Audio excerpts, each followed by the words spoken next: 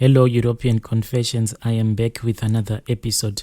There is a message that I want to share with you guys, and the message reads like this. Hello, how are you, Brother Nanshi? I also have came here with my own problems, and I am looking for any kind of a help that I can get from your platform. The problem that I am facing is that nothing is working out for me. Whenever I get a job, I just get dismissed without any notice at all. What usually happens to me is that when I go around looking for work, and if I get employed in the beginning of my relationship with my employers will be good towards me, but when I'll be working for them, they will just fire me without any reason at all. I just have bad luck like that. If I tell you that ever since I have started working, I have never been able to get a job that can pay me more than 2,000 rands a month. It's just 2,000 rands and below. I don't know what is going on in my life, and the kind of a salary that I am getting, I can't even do anything with it. My life is just filled with bad luck. Even if I am in a group and we'll be just having a normal discussion, and if we have a debate, then in the end, everyone will just blame me. They will just accuse me, and they will say that I am a bad person. I can't even feed or take care of my children. I am just struggling. If I get into a relationship, I don't know what happens to me. That person will end up ignoring me without any explanation at all. I also got to a point where I decided to sell my body. I got into this thing of prostitution, thinking that at least I'll be able to take care of my own children. But what surprised me is that when I decided to be a prostitute, I went with other girls that are doing this thing of prostitution. But as I was standing, it was as if I was not there, because men would come in their cars, then they would pick some of the ladies that I had gone with to sell off our bodies, but everyone would just leave me. But no man ever pointed a finger at me and said, I want you, let us go and we do a short time. That never happened. Even up until today, is it normal for a woman to decide that she wants to get into this prostitution business, then you don't get even one customer? This happened to me. In the year 2015, I thought of traveling back home from the city, and on my way going back home, whilst I was on the bus, we had an accident and I could not actually go back home. Then I returned back to the city. My brother, my life is quite difficult. Even if I tell people about all of my misfortunes, people will think that I am lying, because the first thing that they would do is that they would look at my beauty. Then they will say, no man, a beautiful woman like you, it is impossible to say that you are facing all of these challenges in your life and all of this bad luck. It can never suit on such a beautiful woman like you. But I don't even know why these things is but I don't know why God has chosen this path for me. It is a painful path that God has chosen to me. I don't know why it is happening to me. I have tried running around different prophets, but nothing is working. I have tried to go on fasting and praying, but things are getting worse. Please help me. Right now, I am a 32-year-old woman, but I have nothing. I have tried this thing of marriage, but it didn't work out. I can even spend the whole year without any man approaching me or telling me that he has fallen in love with me. But I am quite beautiful that when I am walking in the street, everyone can see that I am beautiful, but no man will ever dare to approach me. So much that even a year can go by without any men telling me that they want to date me. I have tried to bath with this thing called holy water to get rid of the bad luck, but nothing is working out. I don't know what I should do. should I die without being able to raise my children? I have 2 children, my brother Nashi. Please help me. Please read my story. I am asking you that when you read my story, please hide my identity. Notify me when you have posted my story.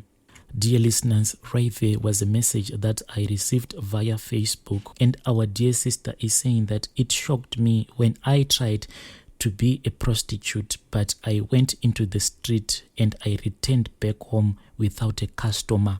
Men were passing me by and they were picking other women, and it was as if I was not even there, like I don't exist in this world. When I am walking in the street, it is like I am a man, I am not a woman, because there is no man that can even bother to look at me. Yet people tell me that I am too beautiful to be experiencing this thing called bad luck. In the end, there is no one who is willing to help me, because they just look at my beauty and they will say that you are already blessed. You don't have bad luck, yet I am suffering. Let us move over to our next message. There is another message that I received. Then I asked one of our translators to give us a translation. The message reads like this. Hello, how are you, Brother Nashi? My brother, I have a problem that is weighing hard on my heart, and I have no one to talk to about the way that my father died and about the way that my mother did on the day that my father got buried. I saw some things that my mother did on my father's funeral that I can't even forget. Right now, I'm just a 20-year-old girl, and my story goes like this.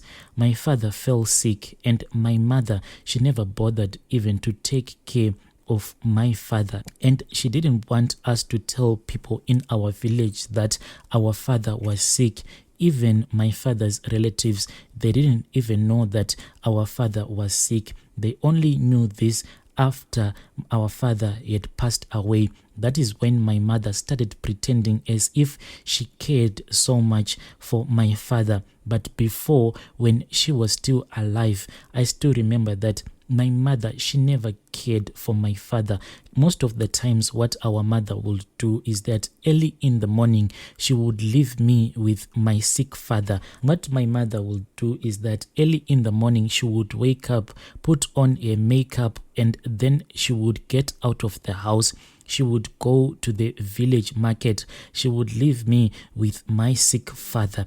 I ended up taking care of my dad, making sure that he ate something is clean. It is taboo for a woman to see the nakedness of your father, but I was left with no choice, because even if I were to ignore my father, who was going to clean after him, because my father could not even walk to go to the toilet, he would just mess himself up.